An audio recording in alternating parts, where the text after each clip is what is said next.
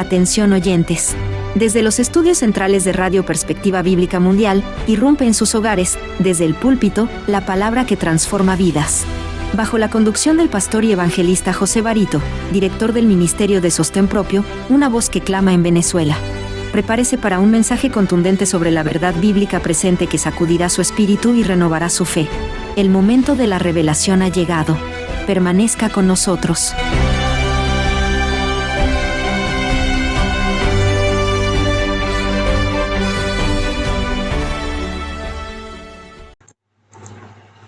Un saludo cordial a toda nuestra audiencia que se conecta día a día con Radio Perspectiva Bíblica Mundial. Valoramos profundamente su sintonía y el espacio que nos brindan por este medio.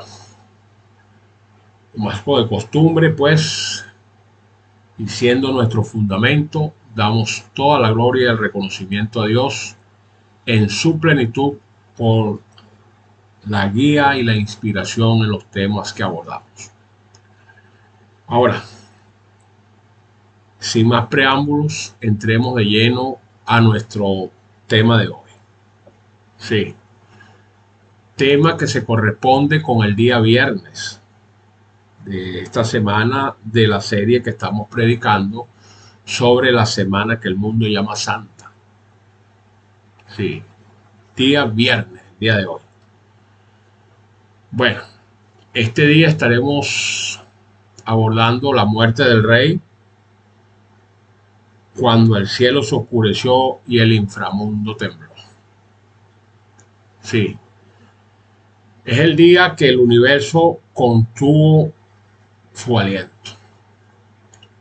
Distinguidos y apreciados hermanos y público general, hemos llegado a este día.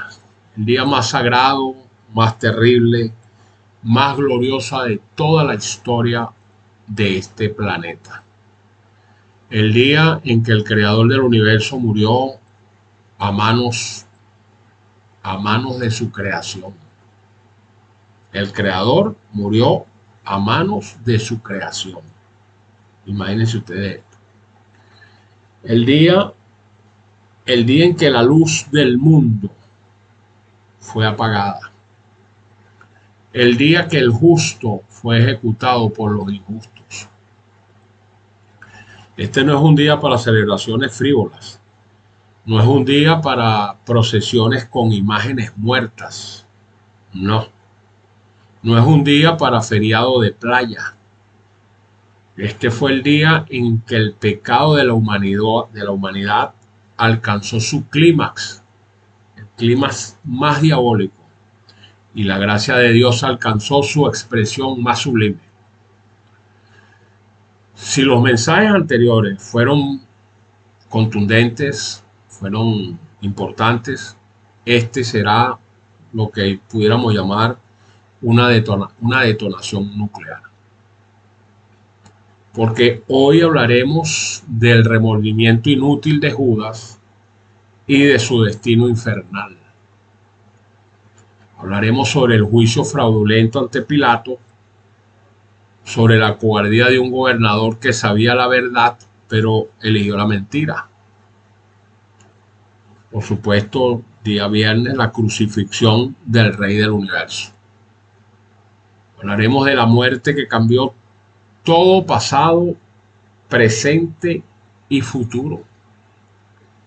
Y por supuesto, finalmente estaremos hablando de las implicaciones, ¿verdad? Implicaciones demoledoras para esta generación que sigue crucificando a Jesucristo. Preparen sus corazones porque lo que viene sacudirá su alma. Empezaremos por el remordimiento, que es un remordimiento sin arrepentimiento. Fue la tragedia que vivió finalmente Judas. Sí, quisiera comenzar por este remordimiento que lo registra el libro de Mateo. Vaya allá y léalo. No tengo tiempo por el espacio que tengo, pero usted lo puede leer. Ahí está todo el panorama que se presentó con el remordimiento de Judas. Libro de Mateo capítulo 27, lea del versículo 1 en adelante. Sí, ya había amanecido el día viernes cuando Judas se enteró de que el Sanedrín había condenado a Jesús y lo habían enviado a Pilato para hacer oficiar la sentencia de muerte. Es aquí cuando Judas pues siente ese remordimiento. O sea, no se arrepintió, lo que sintió fue un remordimiento. Esta distinción es crucial, sí. Es crucial y debemos tatuarla en nuestra mente y en nuestro corazón. Y se lo voy a explicar, Esta diferencia que separa lo que es el cielo igualito que del lago de fuego. Sí, el arrepentimiento es un cambio de decisiones mal tomadas, que por supuesto afectan las acciones. De ahí en adelante, pues entonces comienzan a ser rectas. En cambio, el remordimiento solo afecta las emociones. No hay cambio de conducta. Esta sigue en la misma dirección del mal ya iniciado. Solo hay angustia por las consecuencias que pudieran venir. Esa es la diferencia. ¿Okay? La diferencia entre lo que es arrepentimiento, que es el cambio es un cambio de dirección por las decisiones mal tomadas, ¿no? Y vamos al Rey de la Gloria a pedir perdón y a buscar su perdón, mientras que el remordimiento es lo contrario. Entonces, el remordimiento dice, me siento mal por lo que hice porque me perjudicó a mí. Mientras que el arrepentimiento dice, pequé contra Dios y necesito su perdón y pues por ende debo cambiar mi vida y mi camino. El remordimiento mira las consecuencias. El arrepentimiento mira la ofensa contra Dios. El remordimiento lleva a la persona al suicidio generalmente y el arrepentimiento lo lleva al Salvador. Judas sintió que su plan de forzar a Jesús hacia la toma del reino había fracasado. Se dio cuenta de que en realidad lo matarían y por supuesto la culpa era toda suya. Fue a los jefes de los sacerdotes a devolverle las 30 monedas, quizás esperando que ellos anularan el negocio, quizás pensando que podía revertir pues lo que había puesto en movimiento, pero ellos ya habían alcanzado su propósito y por supuesto que no volverían atrás solo porque este señor que llamaban Judas estaba emocionalmente destruido. Eso, ¿para qué les puede interesar a ellos eso? Cuando Judas les confesó, he entregado sangre inocente, como lo registra la escritura, ¿saben ustedes qué le respondieron estos monstruos religiosos? ¿Qué nos importa a nosotros eso? Allá tú. Así está registrado. Es un cinismo monumental, una crueldad diabólica, una frialdad de las más atroces. Pues eso sumió a Judas en una depresión culpable muy profunda. Arrojó el dinero en el santuario, ya lo hemos dicho en el tema anterior, está registrado en la escritura, y fue y se ahorcó. Quedó colgado de un árbol junto al camino y después los perros hicieron su agosto con él. Qué final más horroroso, qué destino más espantoso. El traidor del Hijo de Dios colgado de un árbol, su cuerpo descomponiéndose, devorado por perros salvajes, perros callejeros, perros hambrientos. Y su alma, ¿dónde estaba su alma? Entonces, con ese evento vemos un triple paralelo profético. Vemos allí Judas, por supuesto el protagonista principal, pero también vemos si nos vamos al pasado a Jezabel y si nos vamos al futuro a la Babilonia contemporánea. Por eso es que es importante este tema, ¿eh? ¿Por qué les digo esto? Bueno, ¿acaso esto no le suena a usted familiar? Más o menos parecido al relato que hace la Biblia en Apocalipsis 18 con respecto al destino que le espera a esta Babilonia contemporánea. Esto como que tiene que ver con todo Judas de la historia, ¿verdad? Apocalipsis 18:2 dice, y clamó con voz potente diciendo, ha caído la gran Babilonia, y se ha hecho habitación de demonios y guarida de todo espíritu inmundo, albergue de toda ave inmunda y aborrecible. ¿Ven el paralelo? El cuerpo de Judas devorado por perros. Babilonia pues será habitación de bestias y demonios. Demonios inmundos. No hay mucha diferencia con los perros que destrozaron a Judas. Y luego viene otra conexión bíblica. ¿Se acuerdan de Jezabel? Cuando Dios dijo que cuando ella muriera sería destrozada y comida por los perros. Eso lo registra Primera de Reyes, capítulo 21. Bueno, esta Jezabel contemporánea que viene ahora, la que está ahorita, que va a empezar a perseguir a los que guardan los mandamientos de Dios, tiene una suerte similar para el final de los tiempos. Tiempos que los tenemos en nuestras propias narices. Hermano, ¿quién es Jezabel o quién representa esa Jezabel contemporánea?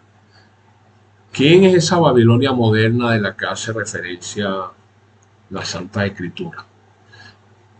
Apocalipsis 17 lo identifica. La mujer que has visto es la gran ciudad que reina sobre los reyes de la tierra. Lo dice el verso 18. Mujer, estamos hablando de iglesia. Una iglesia apóstata que se prostituyó con los poderes políticos del mundo. Un sistema religioso que traicionó a Cristo exactamente como Judas lo traicionó.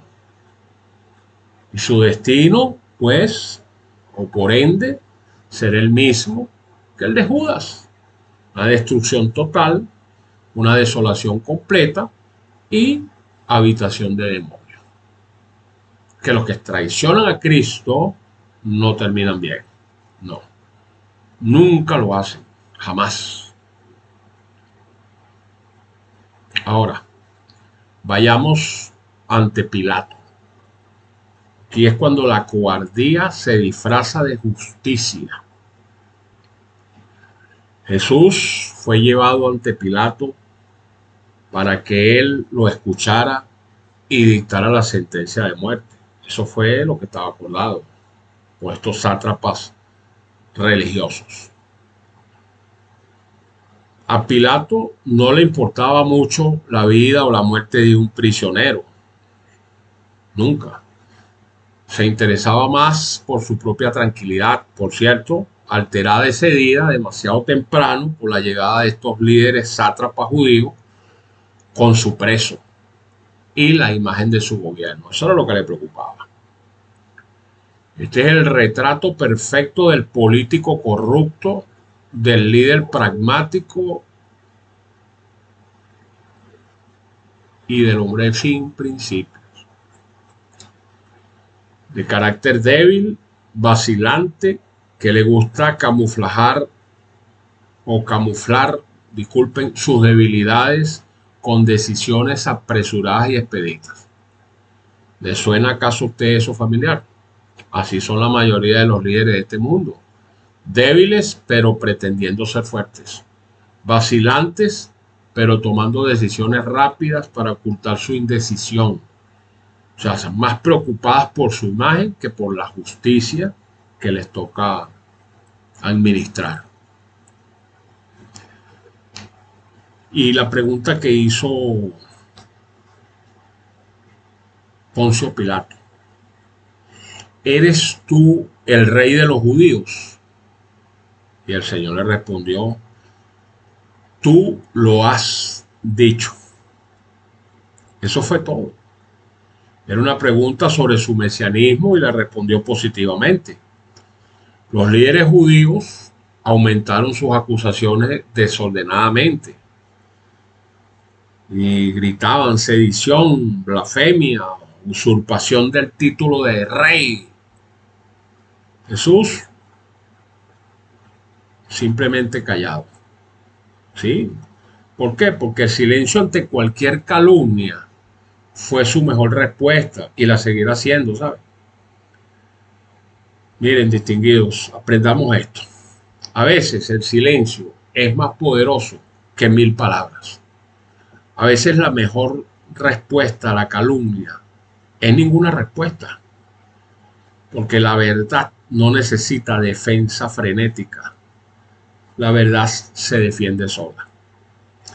Pilato no lo podía creer y le pregunta, ¿no oyes lo que dicen contra ti? Jesús no dijo nada y Pilato iba de asombro en asombro. Ahora, ¿por qué Pilato estaba asombrado? Porque todo acusado se defiende.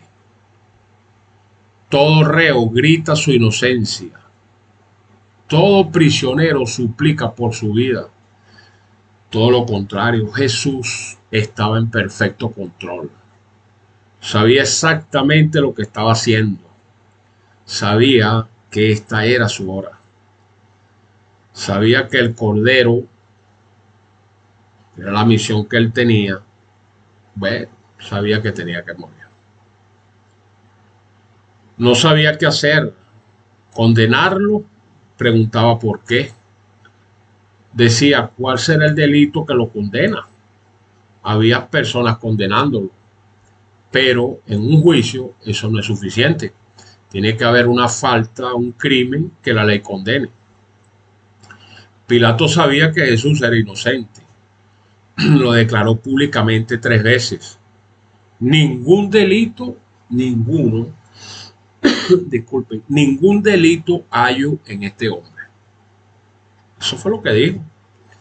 Pero, siempre un pero, condenó al inocente de todas formas. No le quedó otra. Para salirse del asunto diplomáticamente, yo diría cobardemente, hizo buscar a Barrabás para terminar de empastelar el asunto. Pero eso hizo que el pueblo que eligió juzgarlo injustamente decidiera su destino. Barrabás o Jesús. Y eso fue la elección que definió a la humanidad. Así es. Pilato, siendo el cobarde que era, decidió dejar la decisión en manos del pueblo. Error fatal. Y eso fue a través de que el pueblo se decidiera, como ya bien sabemos, la historia lo registra, Barrabás y condenar a Jesús. Barrabás era un asesino, un ladrón, un insurrecto, un sedicioso, un criminal violento. Lo contrario, Jesús era el Hijo de Dios, era el Salvador del mundo, el que únicamente vino a este mundo para hacer el bien.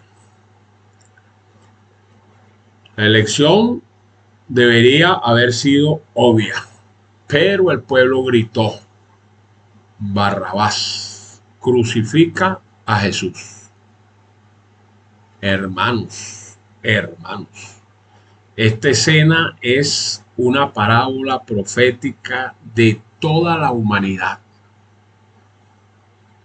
Cuando se les da a elegir entre Cristo y el mundo, ¿y qué elige la mayoría? Respóndamelo usted. Ya sé que me dijo. El mundo. El mundo elige el mundo. Cuando se les da a elegir entre la verdad y la mentira, pues eligen la mentira. Cuando se les da a elegir entre la vida eterna y los placeres temporales, se quedan con los placeres temporales. Lo mismo que cuando se les da a elegir entre obedecer a Dios o seguir sus propios caminos y tradiciones putrefactas, eligen sus propios caminos. Que desgraciadamente la humanidad siempre ha preferido a Barrabás sobre Jesús. Y hoy, 2000 años después, Nada ha cambiado. Es peor, señores, es peor. Por eso vimos el lavado de las manos de Poncio Pilato. Se las lavó en agua. Cuando el agua no puede limpiar la culpa. Bien, está registrado que en el instante Pilato pidió agua y se lavó las manos. No le sirvió de nada. Fue una escena patética. Un gobernador romano, el representante del imperio más poderoso de la tierra, lavándose las manos como si eso pudiera condenar su culpa. Sí, él pensaba que iba a condonar su culpa lavándose las manos en agua como un niño jugando con agua. Lo que no sabía era que estaba ensuciando sus manos con la sangre del justo, el verdadero rey del universo, y el agua no lava esa mancha. Hermanos, escuchen esto. No podemos lavarnos las manos de nuestra responsabilidad moral, espiritual mucho menos. No puedes decir, yo solo obedecía órdenes y quedar libre. No puedes decir, todo lo demás lo están haciendo y quedar libre. No podemos decir, no tenía opción y al mismo tiempo pensar que vamos a quedar libres. Pues no, somos responsables de nuestras decisiones y punto. Lo peor era que Poncio Pilatos sabía el crimen que estaba cometiendo. Sí, claro que lo sabía. Por ello fue que replicó, soy inocente de la sangre de este justo. Fíjese, así lo sentenció. Soy inocente de la sangre de este justo. Al dictar sentencia sobre él mismo, declaró que en realidad el reo no era Jesús, sino él. Una ironía. Entonces aquí cuando el juez se convierte en el criminal, el acusado es declarado inocente por el mismo que supuestamente debe condenar. Bueno, solo que se atribuyó una prerrogativa de juez sobre sí mismo que no tenía. Quien determina la inocencia o la culpabilidad de cada ser humano en este planeta se llama Jesucristo. Y Pilato estaba a punto de entregar al juez de toda la tierra. Y finalmente terminó entregándolo.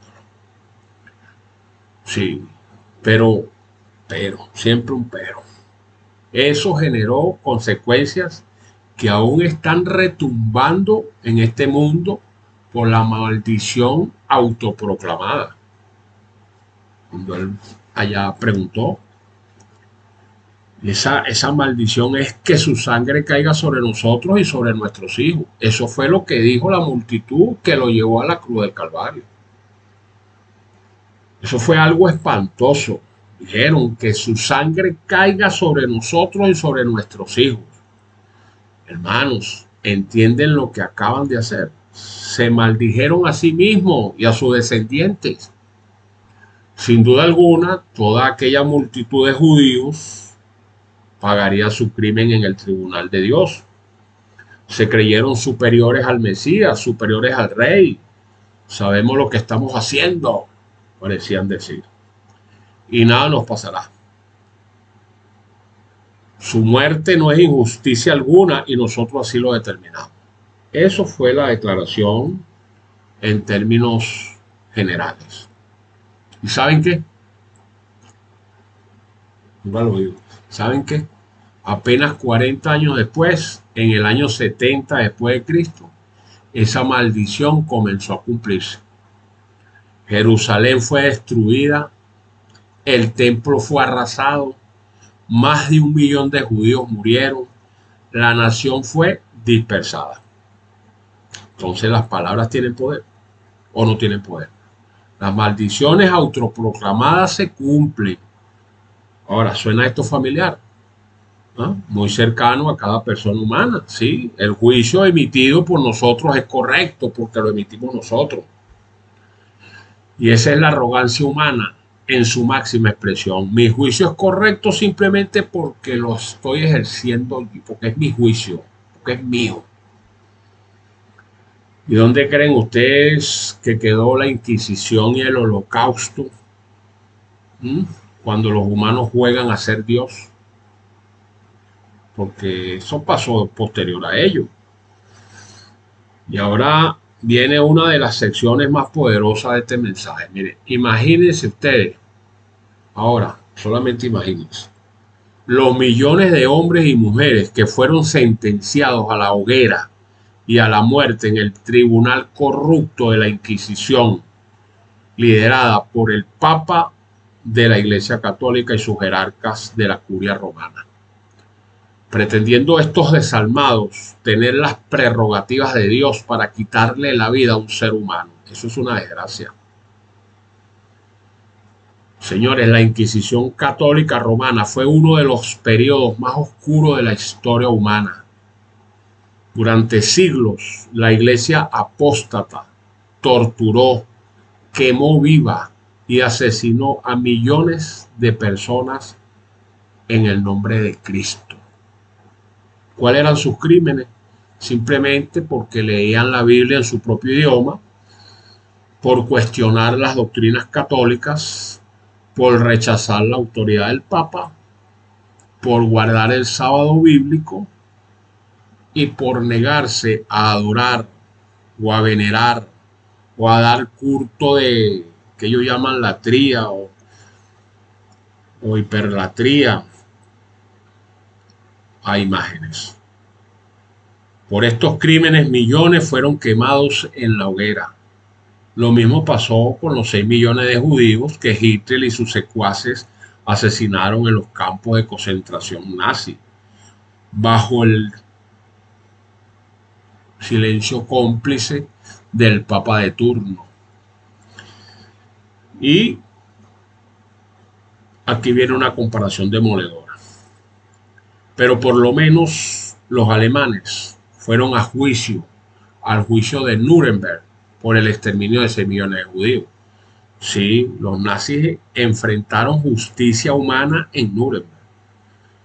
Pero estos desalmados sacerdotes que asesinaron a más de, dice la historia, 100 millones de seres humanos en la Inquisición y las cruzadas en la Edad Media, fueron juzgados. Ustedes captaron ese número. Miles y miles y miles y miles de personas. No fueron 6 millones que mató Hitler, fueron más de 50 millones de seres humanos que asesinaron. Han impulsado la mayoría de las guerras y conatos de guerra que han acaecido en este planeta, como la Primera y la Segunda Guerra Mundial, para con su ambición desaparecer de la Tierra a víctimas humanas inocentes. Y que de igual manera también pues han violado a centenares de niños con la pedofilia. Y esto no es exageración, esto no es sensacionalismo, esto es historia documentada.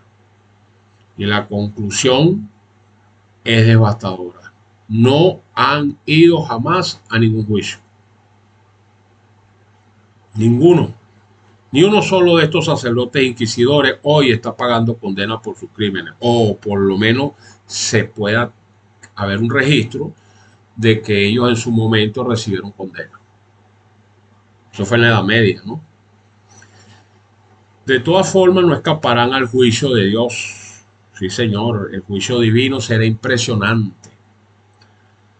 Ahora, el tema más trágico de este tema, la crucifixión de nuestro Señor. Cuando el Creador muere a manos de su creación. Así es, llegamos al momento más oscuro y más glorioso de la historia. La crucifixión del Rey. La crucifixión no fue un castigo. Jesús no fue condenado por los romanos. Y alguien sin delito no puede recibir castigo.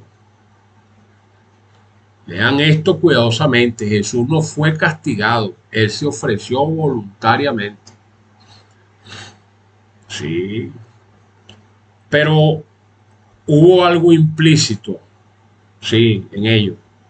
Una voluntad invisible que sin violar el libre albedrío de nadie, porque ellos hicieron lo que querían hacer, actuaron libremente y manejaron las decisiones de todos los que participaron en la crucifixión. Y aquí hay un misterio profundo. Los hombres actuaron libremente en su maldad, pero Dios estaba ejecutando su plan de redención. Con todo ello, hay algo que los seres humanos debemos recalcar y subrayar. Esta fatalidad era la voluntad de quien no emitía palabras, pero transmitía poder. No lo arrastraron a la cruz, él fue a ella para cumplir la misión que lo trajo al mundo.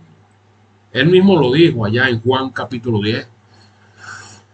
Por eso me ama el Padre, porque yo pongo mi vida para volverla a tomar. Nadie me la quita, sino que yo de mí mismo la pongo. Tengo poder para ponerla y tengo poder para volverla a tomar. O sea que no lo mataron. Dio su vida en rescate por mucho. Ahora examinemos los 3 episodios de la crucifixión.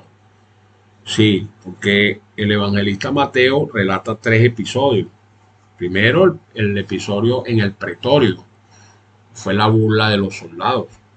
Le pusieron un manto de púrpura, una corona de espinas, una caña por cetro.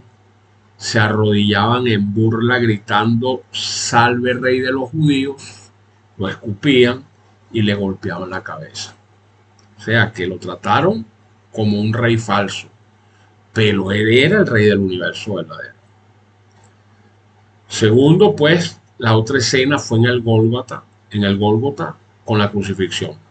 Ahí lo clavaron en la cruz, le traspasaron sus bellas manos y sus pies, lo levantaron entre 2 ladrones y pusieron sobre su cabeza el letrero: este es Jesús, el rey de los judíos. Disculpe. Pilato mismo lo escribió en 3 idiomas, en hebreo, en griego y en latín, para que todo el mundo supiera quién estaba muriendo. Y la otra escena fue en la cruz, cuando se generaron nuevas burlas y también insultos. Todo el que pasaba por allí blasfemaba moviendo la cabeza. Tú que derribas el templo y en 3 días lo reedificas, pues sálvate a ti mismo. Si eres hijo de Dios, desciende de la cruz. Y los sacerdotes se burlaban. A otros salvó y a sí mismo no se puede salvar. Eso es lo que gritaban. Si es rey de Israel, desciende entonces ahora de esa cruz y creemos en ti. Eso no era lo que decían, está registrado en el Evangelio. Por supuesto que en efecto, pues, vino la muerte del rey. Cuando todo, entonces, de ese minuto en adelante, se transformó. Todo. Mateo cuenta cómo fue la muerte del rey. ¿Sí? Él decía en los escritos: ¿acaso podían matarlo? No, nadie lo mató. Él estuvo en el control de todo durante todo el proceso del juicio, durante el viaje hacia el Calvario y durante la crucifixión misma. Todo se hizo, todo se hizo porque Él lo permitió. Sí, todo lo que Él permitió fue lo que se hizo. Y cuando llegó la hora de su muerte, no murió por la cruz. Eso hay que también recalcarlo. Ni tampoco por la lanza, ni por el sufrimiento. Murió porque Él entregó su espíritu. A las 3 de la tarde, Jesús clamó a gran voz: Padre, en tus manos encomiendo mi espíritu. Amén. Señor, y gracias por ese sacrificio. Doloroso, pero nos ponemos a reflexionar, porque gracias a su sacrificio, Señor, tenemos la esperanza nosotros de salvarnos de este mundo. Pues habiendo dicho esto, entregó el espíritu. O sea que no le quitaron la vida, Él la dio. Y en ese momento, distinguidos oyentes, el universo cambió. Sí, las consecuencias de su muerte comenzaron a producirse de inmediato. Afectaron el pasado, ¿verdad? Los rituales y ceremonias y sacrificios quedaron. Esos fueron los que fueron clavados en la cruz. El presente, en ese momento, y el futuro de la raza humana. Por eso se escribe antes de Cristo y después de Cristo. De inmediato el velo se rasgó y puso fin al sistema de sacrificios. Así que en el santuario terrenal el sacerdote estaba listo para realizar el sacrificio de la tarde. Ocurría invariablemente cada día a las 3 de la tarde. Pues eran las 3. Es allí justamente, exactamente cuando Jesús entregó su espíritu. El sacrificio diario verdadero. Y esta vez era pues el verdadero Cordero Pascual que había muerto en el Calvario. Ya no era necesario de ahí en adelante sacrificar ningún cordero simbólico. Entonces, viendo eso, analizando eso, que no sé dónde estudian los cristianos, los judíos, no sé qué estudian, les viene una advertencia. Sí, otra vez, ponga toda su atención en esto. Me vuelvo a dirigir a los judíos ortodoxos y al pueblo evangélico sionista que apoya la reconstrucción del tercer templo, y voy a machucar cada vez que pueda este tema. Tengo que hacerlo porque se está cometiendo una atrocidad. En el templo, el velo que separaba el lugar santo del lugar santísimo se rasgó de arriba hacia abajo. Hermano, ¿entiende lo que esto significa? De arriba a abajo, no de abajo hacia arriba. Dios mismo rasgó el velo. Por eso se creó una conmoción.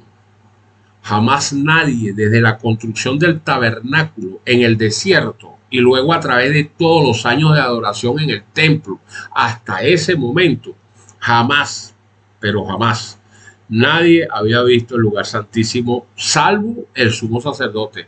Y eso lo hacía solamente una vez al año, cuando entraba allí en el día de la expiación anual. Así es. Nadie había siquiera intentado mirarlo. Si alguien lo hubiese hecho, pues, ipso facto hubiese muerto. Una muerte segura, instantánea. En ese momento, pues, quedó visible y no murió nadie. Asombroso. Ahora, ¿por qué no murió nadie? Porque el sistema entero había llegado a su fin.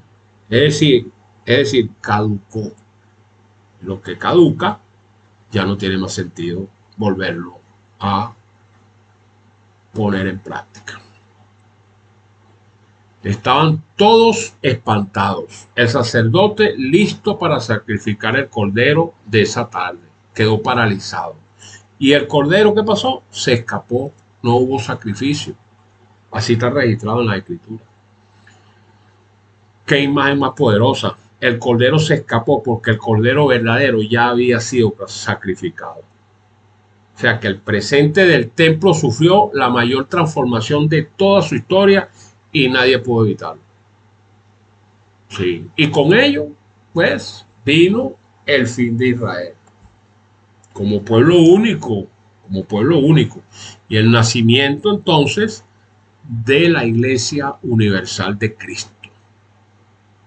Una iglesia no es una catedral, una iglesia no es una denominación, una iglesia es donde estén 2 o 3 congregados en mi nombre, dijo Jesucristo, ahí estaré yo. Esa es mi iglesia. Pues había llegado a su fin no solo como tiempo, que siempre ocurre así cuando el presente llega, había llegado a su fin como contenido histórico. Y punto.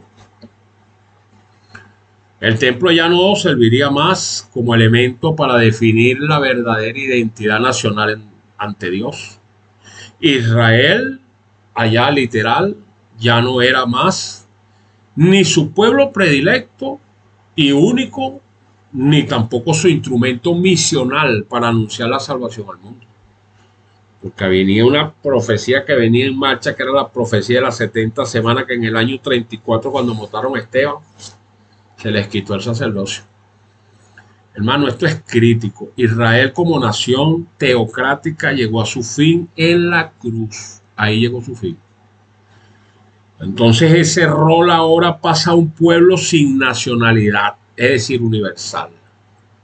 Y ese pueblo, por supuesto, es formado por ciudadanos de todas las naciones que ahora forman la iglesia. Y Pablo lo explica magistralmente en su epístola a los Gálatas, en el capítulo 3, verso 28 en adelante. ¿Qué dice él allí? Ya no hay judío ni griego, no hay esclavo ni libre, no hay varón ni mujer, porque todos vosotros sois uno en Cristo Jesús. Y si vosotros sois de Cristo, ciertamente linaje de Abraham sois. Y por supuesto, herederos según la promesa. Qué belleza eso. Entonces, el pasado de Israel, que al incorporarse los seres humanos a la fe de los israelitas, debían tornarse pasado histórico de toda la humanidad, pues quedó como pasado de Israel solo. Quedó escrito, como dice el apóstol Pablo, para nuestra enseñanza. Por supuesto, es verdad. Pero el templo no sería más el elemento unificador del pasado cristiano, ni el símbolo de su nueva identidad. El pasado de la iglesia cristiana se explica por medio de la cruz. Y por medio de la cruz, entonces, que podemos entender ese presente y el futuro que nos devenga. La cruz es el nuevo centro, no el templo. No, señor, no es Jerusalén, es la cruz.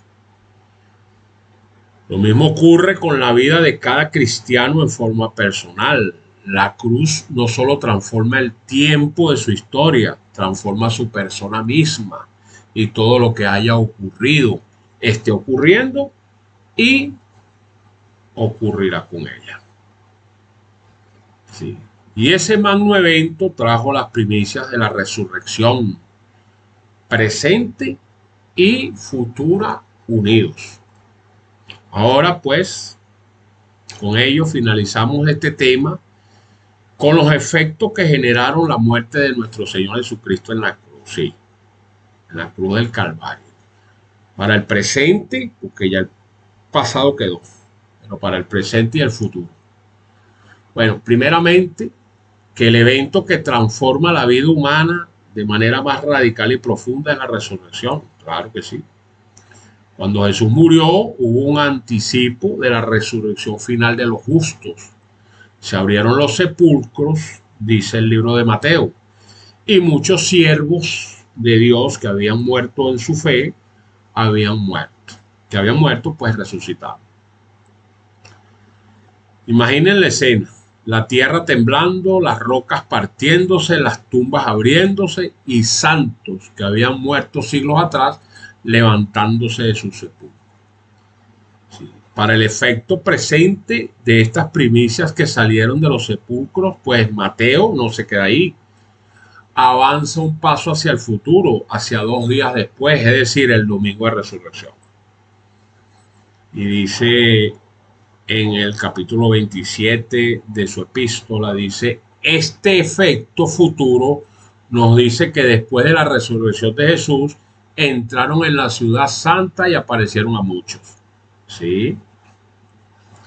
Las personas que vieron a los resucitados recibieron el testimonio más poderoso del poder de la cruz que pudiera ser ofrecido a humanidad alguna. Presente y futuro estaban juntos. ¿En dónde? En Cristo Jesús.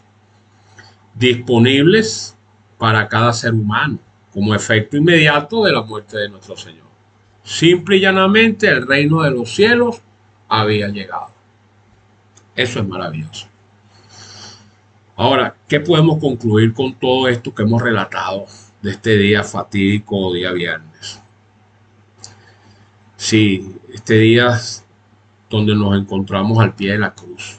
Hermanos, Sí, estamos al pie de la cruz, mirando hacia arriba, viendo al Rey del universo clavado en madera, viendo su sangre gotear, oyendo el grito consumado es. Entonces yo le pregunto a usted, ¿qué hará usted entonces ahora con Jesucristo? ¿Lo rechazarás como Judas y terminarás colgado en tu propio árbol del remordimiento? ¿Te lavarás las manos como lo hizo Poncio Pilato pretendiendo ser inocente mientras condenas al justo? ¿Gritarás crucifícale como las multitudes eligiendo a Barrabás sobre el Salvador? ¿O te burlarás como lo hicieron los soldados sin entender que te estás burlando del rey que un día te va a juzgar y que no le queda mucho tiempo? ¿O simplemente te arrodillarás como el centurión romano que exclamó: verdaderamente este hombre era el Hijo de Dios? Asombroso, ¿no? La cruz divide la humanidad en dos grupos: los que aceptan ese sacrificio y aceptan ese pacto que Dios hizo y aceptan esas condiciones de guardar los mandamientos. ¿Quieres ganar la vida eterna? Pues guarda los mandamientos, le dijo el Señor Jesús en vida. Está registrado en Mateo 19. Entonces usted lo acepta para ser salvo o lo rechaza para perderse. Aquí no hay término medio, no hay una zona intermedia, no hay una zona neutral, no. La cruz nos salva o nos condena. Y a los judíos ortodoxos visionistas cristianos le digo por última vez: si ustedes reconstruyen ese templo y reinician sacrificios de animales, entonces pues estarán diciendo que la muerte de Cristo no fue suficiente. Estarán pisoteando la sangre del pacto. Estarán cometiendo la blasfemia más grande imaginable que algún ser humano le haya pasado por la cabeza. Si los que están involucrados y los que apoyan esta tremenda herejía y apostasía no rectifican, como lo dije en los otros temas anteriores, pues lastimosamente se perderán. Se perderán.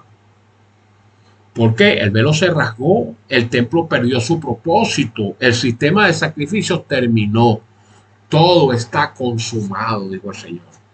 Cristo murió una vez para siempre por toda la humanidad. Ahora, ¿el evangelio es para toda la humanidad? No es. De tal manera amó Dios el mundo para que todo aquel que cree en él se salve, mas los que no lo hagan se pierdan.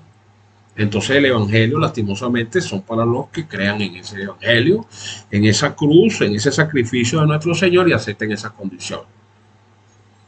¿Por qué? Porque el libro de Hebreos dice: porque una sola ofrenda hizo perfectos para siempre a los santificados. Así que, señores, me despido en este momento, en este día viernes. Les habla pues desde Venezuela, como siempre lo hago, a través de esta emisora radial, el pastor José Barito. Sí, me despido bajo la soberanía de nuestro Padre Celestial, con lágrimas en los ojos, al contemplar lo que nuestro Salvador sufrió por nosotros en esa cruz. Así que mi oración es pues que Dios permita ver, que Dios pues le permita ver la cruz con nuevos ojos, que le dé arrepentimiento genuino, no remordimiento inútil, que le dé valor para confesar a Cristo ante los hombres, que le dé sabiduría para no apoyar herejías como esa del tercer templo, y que le dé la gracia de vivir bajo la sombra de la cruz cada día de su vida. Y como siempre le digo, gracias por ser parte de la familia de Radio Perspectiva Bíblica Mundial.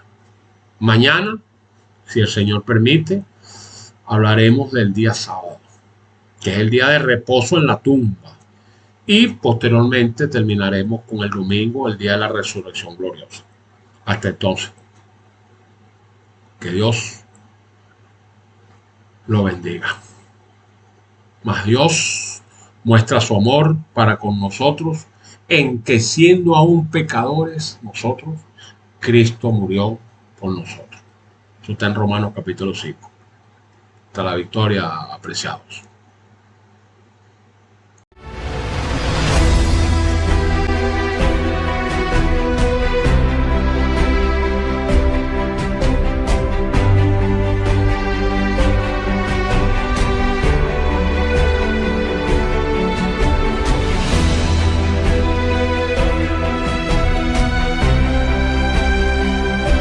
Ha escuchado Desde el Púlpito, donde la verdad resuena con poder. Este mensaje fue traído a usted por Radio Perspectiva Bíblica Mundial, llevando luz a un mundo en tinieblas. Síganos y profundice más en www.perspectivabiblicamundial.com y descubra recursos que fortalecerán su caminar espiritual. Recuerde, la verdad no solo se escucha, se vive. Radio Perspectiva Bíblica Mundial, proclamando el mensaje eterno hasta que Cristo vuelva. Dios le bendiga abundantemente.